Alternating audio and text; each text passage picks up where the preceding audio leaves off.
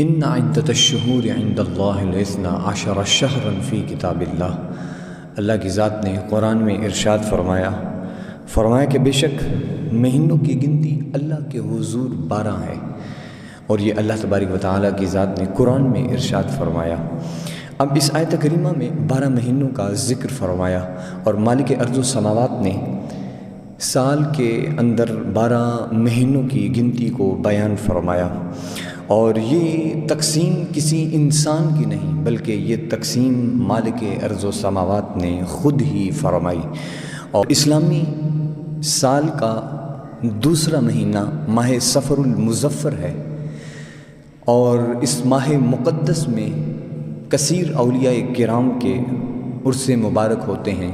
سلسلہ جنیدیہ کے امام حضرت داتا علی حجویری رحمۃ اللہ علیہ، ان کا عرس پاک اس ماہ مقدس میں ہوتا ہے۔ حضرت مجدد الفسانی علیہ رحمہ سلسلہ نقشبندیہ کے امام، آپ کا عرس مبارک اس ماہ مقدس میں ہوتا ہے۔ سلسلہ قادریہ کے حضرت امام احمد رضا خان فاضل بریلوی رحمۃ اللہ علیہ، آپ کا عرس مقدس اس ماہ مقدس میں ہوتا ہے۔ حضرت شیخ بہاءالحق زکریا سہروردی رحمۃ اللہ علیہ کا عرس اس ماہ مقدس میں ہوتا ہے۔ تو سفر کہنے کی وجہ کیا ہے؟ تو اسلامی مہینے کا نام سفر ہے، اور اگر اس کو سفر کو بالکسر پڑھا جائے جس کا مطلب خالی ہے، تو ماہ محرم الحرام کے بعد اس ماہ مقدس کی باری ہے۔ تو اہل عرب زمانے جہلیت میں بھی حرمت والے مہینوں کی بڑی قدر کیا کرتے اور احترام کیا کرتے۔ تو جب وہ جنگ و جدل کے لیے نکل پڑتے تو جو ہی حرمت والے مہینے آتے تو وہ واپس لوٹ آتے، اور ماہ محرم الحرام چونکہ حرمت والے مہینوں سے ہے تو جو ہی محرم ختم ہوتا تو وہ اپنے گھروں سے نکل جاتے، گھروں کو خالی کر دیا کرتے۔ اس وجہ سے اس ماہ مقدس کو سفر کا نام دیا گیا۔ اور اس ماہ مقدس کے بارے میں لوگ بڑے غلط گمان رکھتے ہیں، اس کو منحوس جانتے ہیں، اس میں شادی نہیں کرتے، حتیٰ کہ اس ماہ مقدس میں سفر نہیں کیا کرتے۔ حالانکہ احادیث طیبات میں نبی علیہ الصلاۃ والسلام نے ان تمام بدشگونیوں کے اور بدفعلیوں کی نفی فرمائی۔ اللہ تبارک و تعالیٰ کے حضور دعا ہے رب ذوالجلال کی ذات ہمیں ان جہالت کی رسموں سے محفوظ فرمائے۔ حضرت ابی ہریرہ رضی اللہ تعالی عنہ فرماتے ہیں قال رسول اللہ صلی اللہ علیہ وسلم لا عدوى ولا حامة ولا نوء ولا صفرا۔ صاحب مشکات نے اس حدیث کو نقل کیا۔ آپ کہتے ہیں حضور نے فرمایا نہ تو بیماری متعدی ہوتی ہے، اور پھر فرمایا نہ ہی سفر ہے، اور نہ ہی حامہ ہے، اور نہ ہی منزل قمر ہے، اور نہ سفر ہے۔ اب اہل عرب کا یہ گمان تھا کہ جب چاند اپنی مخصوص منازل میں آتا ہے تو بارش برسنا شروع ہو جاتی ہے۔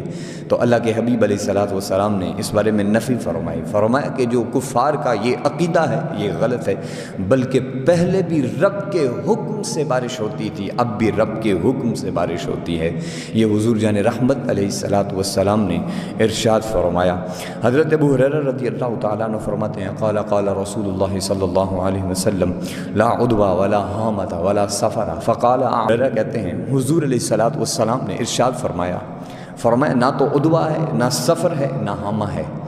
اور ایک راوی نے عرض کی، کہا کہ حضور یہ تو ارشاد فرمائیے کہ ریگستان میں ہرن کی طرح بالکل صاف ستھرے اونٹ ہوتے ہیں، لیکن ان میں سے ایک کو جب خارش پڑتی ہے تو حضور ساتھ والے اونٹ کو کیوں خارش پڑتی ہے؟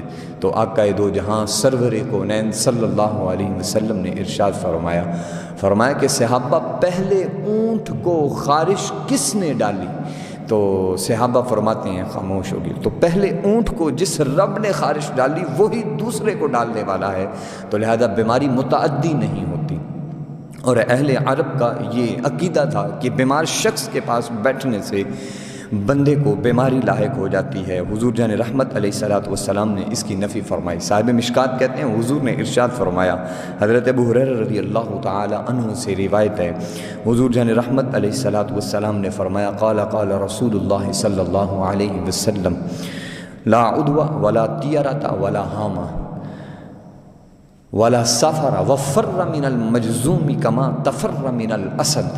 حضور علیہ الصلوۃ والسلام نے ارشاد فرمایا کہ بیماری متعدی نہیں ہوتی، کہ اگر کسی بیمار شخص کے پاس تم بیٹھو تو یہ گمان کرو کہ جس طرح وہ بیمار ہے اس کے ساتھ کھانے سے، پینے سے، اٹھنے سے، بیٹھنے سے تمہیں بیماری لاحق ہو جائے گی۔ فرمایا ایسا ہرگز نہیں۔ اور اس کے بعد حضور جان رحمت علیہ الصلوۃ والسلام نے حدیث طیبہ میں اس کا رد فرمایا، اور حضور نے پھر فرمایا لا طیرہ۔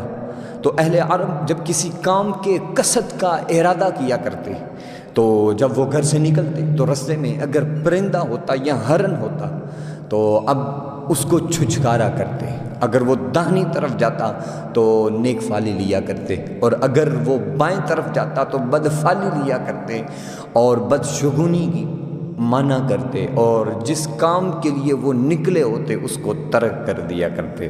اور حضور جان رحمت علیہ الصلوۃ والسلام نے فرمایا ولا طیرہ، اور فرمایا یہ پرندوں سے بدشگونی لینا اور بدفعلی لینا، فرمایا یہ بالکل درست نہیں، ہرگز اچھی بات نہیں۔ ولا حامہ، حضور نے فرمایا اور نہ ہی حامہ ہے، تو یہاں سے کہا یہ سر سے نکلنے والا ایک جانور ہے۔ بعض نے کہا نہیں، جب بندہ مر جاتا ہے تو میت کی ہڈیوں سے ایک جانور پیدا ہوتا ہے اور وہ اڑتا رہتا ہے اور وہ کہتا ہے مجھے پانی پلاؤ، پانی پلاؤ، تو جب تک اس مقتول کے قاتل کو مارا نہیں جاتا تب تک وہ سکون اختیار نہیں کرتا۔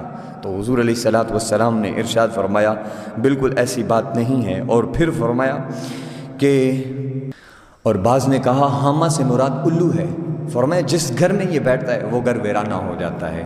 اور حضور جان رحمت علیہ الصلوۃ والسلام نے ان باطل عقائد کی نفی فرمائی اور ان سے منع فرمایا، اور فرمایا ولا سفرہ، اور محرم کے بعد آنے والا مہینہ وہ سفر کا ہے، اور یہ بعض لوگوں کا گمان ہے آفات و بلیات کا نزول اس ماہ میں کثرت سے ہوتا ہے، حضور نے اس کی بھی نفی فرما دی۔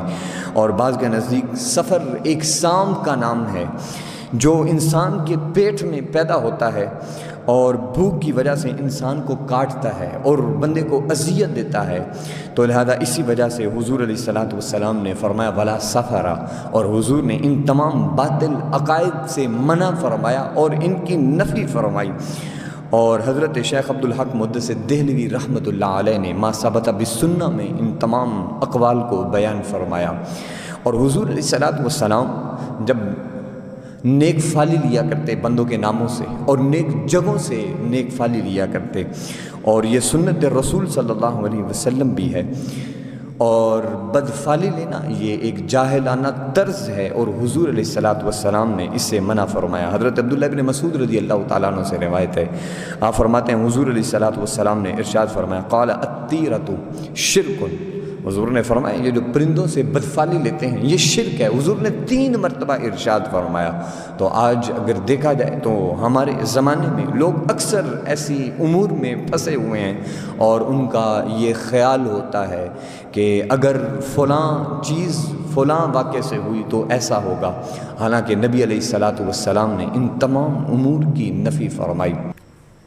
حضرت بریدہ رضی اللہ تعالی عنہ سے روایت ہے حضور علیہ الصلوۃ والسلام کسی بھی چیز سے بدشگونی نہیں لیا کرتے تھے، تو جب کسی عامل کو بھیجنا ہوتا تو اس کا نام حضور دریافت کیا کرتے، تو جب حضور اس کا نام جب پوچھا کرتے تو اس کا اگر نام پسند ہوتا تو حضور علیہ الصلوۃ والسلام کے رخ انور پر خوشی کے آثار نمودار ہو جایا کرتے۔